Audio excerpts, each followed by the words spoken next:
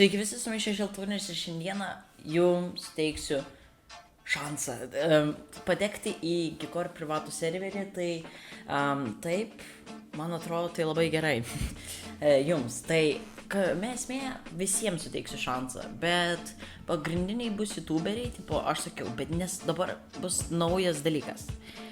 Tipo, youtuberiai ne su 100 subų galės patekti, o youtuberiai, tiesiog youtuberiai. Ir dar vieweriai, jūs galite submitinti savo formą, ne, ten, tam link in description'e, arba jau dabar matote ant ekrano.